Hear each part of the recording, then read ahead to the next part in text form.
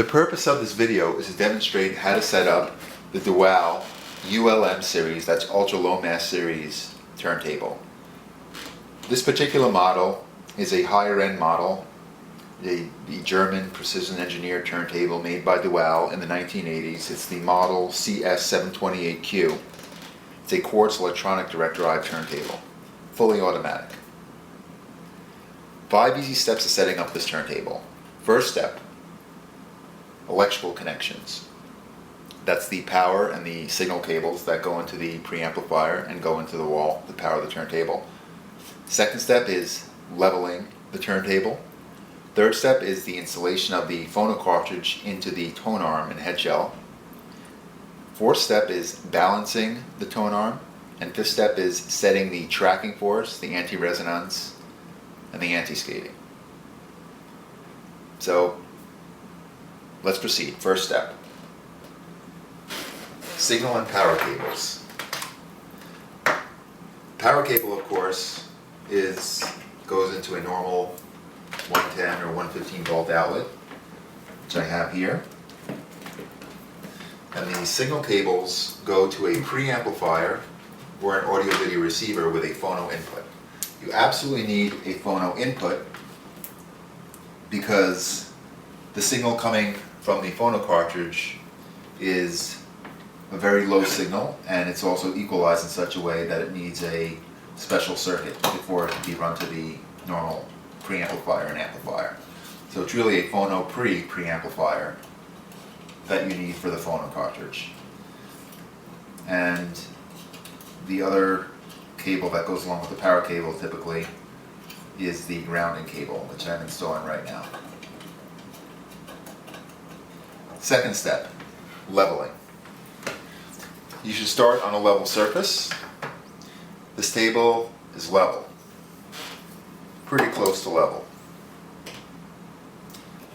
Some people also level the turntable itself. And this particular turntable, on this model, on this unit, the platter itself has been leveled. It's a spring subsuspension, and the springs can be adjusted and leveled. So the platter is actually leveled as well on here, or very, very close to level. Next step is installation of the phono cartridge. Be very careful to make sure the stylus guard is down before attempting the installation of the phono cartridge, or really before handling the phono cartridge. The stylus guard protects the stylus from, inadvertently striking anything. It's very delicate, it can be damaged relatively easily. The ULM series tone arms have a lever, a locking and unlocking lever that interfaces with the phono cartridge. That's locked, that's unlocked, locked, unlocked. And the phono cartridge installs by getting set very precisely into the head shell.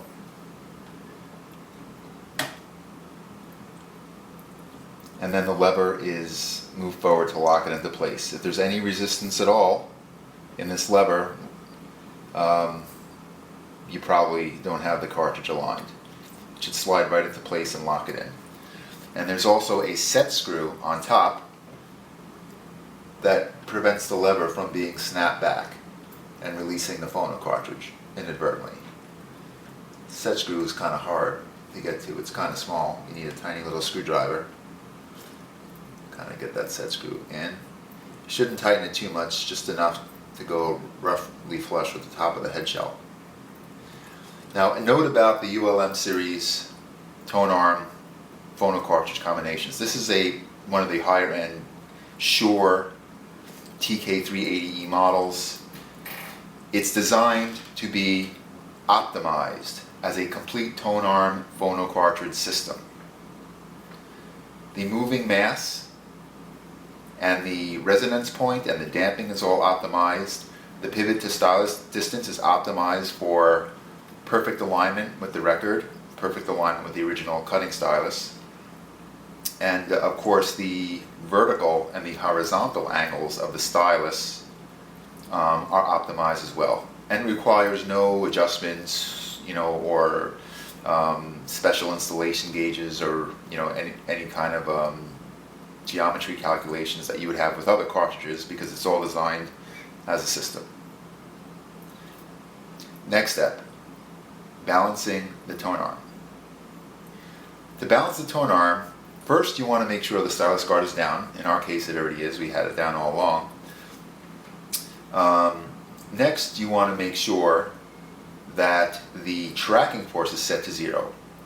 The spring-loaded tracking force is here, right along the pivot of the tone arm. You want to make sure the tracking force is set to 0 before you balance the tone arm. Otherwise, you're trying to balance it against an existing tracking force, so you wouldn't really be balancing it. So I'm going to set the tracking force to 0, and then I'm going to release the tone arm. And this should be reasonably balanced as is. I'm going to actually shut this motor off while we balance it, and I'm going to take a look here. It looks pretty close, but just for the fun of it, I'm going to rotate the counterweight backwards, clockwise, and unbalance it. And now you see it's, heavy in the back. It's floating upwards in front. And if I rotate it the other way, it would do exactly the opposite. It would drop down in front and be unbalanced in the other direction. So I'm going to balance it back again by rotating it just right until it just hovers, floats just above the surface of the record, or just parallel. Just floats horizontally. And that's it. And there it is. And the tone arm is level. Get really tweaky about it. And there it is. It's floating. I'll share one more note about balancing the tone arm. There's a little screw back here that actually holds the counterweight and anti-resonance assembly onto the tone arm. That could be loosened, and that entire assembly could be shifted forward or backward if you needed a larger range of adjustment on the tone arm. But as is, it really should be within the range that we were adjusting with, which is just the rotating the ring on the counterweight itself.